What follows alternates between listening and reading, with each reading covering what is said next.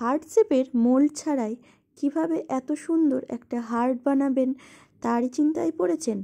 তার জন্য আপনাদের কোনো হার্ট শেপের মোল্ডের প্রয়োজন নেই।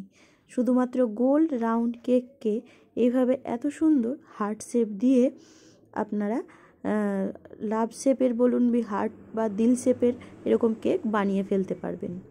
তো তার জন্য কিছুই না, প্রথমে আমাদেরকে একটা রাউন্ড কেক বানিয়ে নিতে হবে।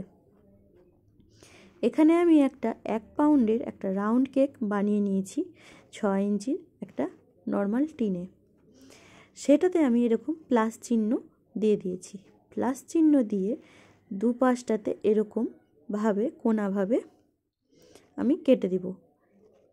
কেটে যে টুকরোটা থাকবে সেই টুকরোটা মাথার দিকটাতে লাগিয়ে নিতে হবে। খুবই সিম্পল। প্রথমেই কিন্তু ভালো করে এভাবে আইসিং করে নেবেন। আইসিং করে কিছুক্ষণ এটা একটু সেট হতে দিবেন। যদি সেট হতে না দেন তাহলে এই যে দেখছেন আমারটা সেট করা নাই, সেট করা না থাকলে এরকম হালকা ভেঙে ভেঙে আসতে পারে, তো একটু হ্যান্ডেল করতে অসুবিধা হয়। আপনারা এরকম সেট করে নিয়ে কিছুক্ষণ ফ্রিজে আধা ঘন্টা বা 1 ঘন্টার জন্য রেখে দিবেন। তারপরে এটাকে কেক কেটে তারপরে এভাবে হার্ট শেপটা দিবেন, তবে সেটা বসাতে খুব সুবিধা হয়। এই কেকটা আমার 1 পাউন্ডের ম্যাঙ্গো ফ্লেভারের ছিল, তো আমি এটা ম্যাঙ্গো ফ্লেভারের খুব সুন্দরভাবে তৈরি করে নিয়ে তারপরে আমি এটাকে হার্ট শেপ দিয়ে দিয়েছি।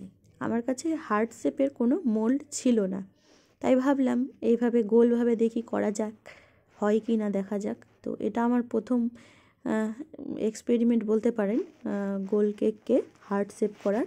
তো খুবই সুন্দর এসেছিল হার্ট শেপটা করে। আমি ভাবতে পারছিলাম না যে এত সুন্দর 1 পাউন্ডের মধ্যে একটা হার্ট চলে আসবে।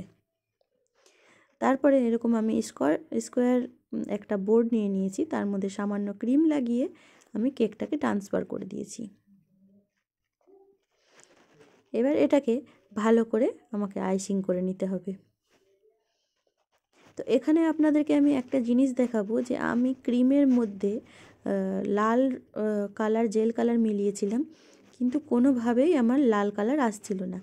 আর আমাকে কাস্টমার বলেছিল যে টকটকা লাল যেন কেকটা হয়। তো আমার কেকটা দেখতে পাচ্ছেন কীরকম পিচ কালার আসছে, কিন্তু লাল টকটকা কালার আসছে না।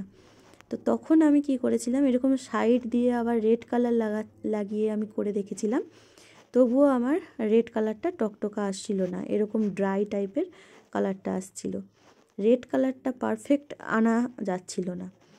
এখানে যদি আপনাদের কাছে নিউট্রেলা জেল থাকে তো তার মধ্যে রেড কালারটা মিলিয়ে শুধু হোয়াইট ক্রিম দিয়ে কেকটাকে আগে কোটিং করে তারপরে নিউট্রেলা জেলের মধ্যে 1 ফোঁটা কালার দিয়ে সেটাকে ডেকোরেট করতে পারেন। তো আমার কাছে নিউট্রেলা জেলটা ছিল না। আমি 4-5 চামচের মতন জলের মধ্যে 1 চামচ কর্নফ্লাওয়ার, সামান্য একটু চিনি, আর এটা আমার ম্যাঙ্গো ফ্লেভার ছিল, একটু ম্যাঙ্গো এসেন্স দিয়ে আমি এটা তৈরি করে নিয়েছিলাম। হালকা একটু ফুটিয়ে যখন দেখবেন জলটা ঘন হয়ে যাবে, তার মধ্যে আমি রেড কালার মিক্স করে এরকম আমি জেলটা তৈরি করে নিয়েছিলাম।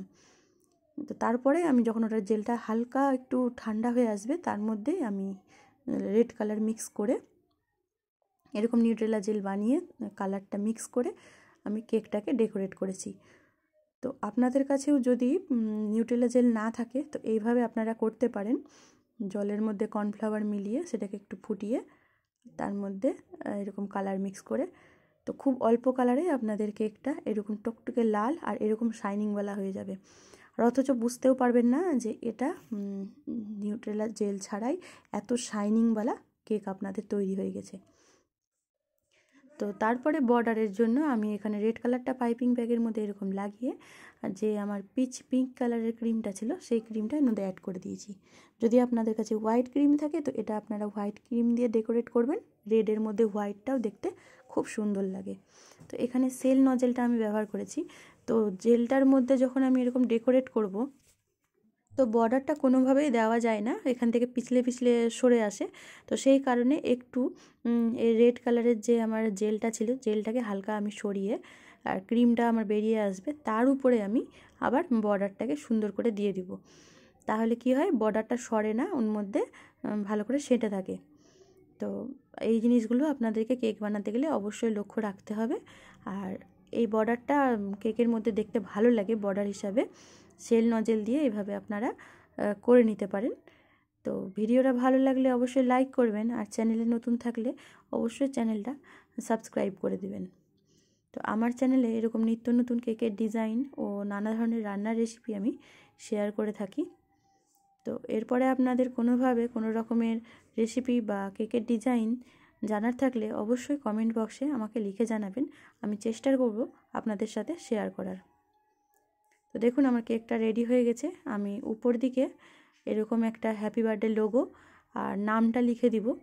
নামটা লেখার জন্য আমি হোয়াইট যে আমার ক্রিমটা ছিল তার মধ্যেই একটু কর্নফ্লাওয়ারের যে মিক্সটা বানিয়েছিলাম সেই মিক্সটা আমার সামান্য একটু ছিল, আমি হোয়াইট ক্রিমের মধ্যে মিক্স করে নামটা লিখে দিয়েছি। আপনাদের কাছে নিউট্রেলা জেল থাকলে হোয়াইট ক্রিমে মিক্স করে নাম লিখবেন। তো বন্ধুরা, ভিডিওটা যদি ভালো লাগে অবশ্যই লাইক করে দিবেন। দেখা হবে নতুন কোনো ভিডিওর সঙ্গে। ধন্যবাদ।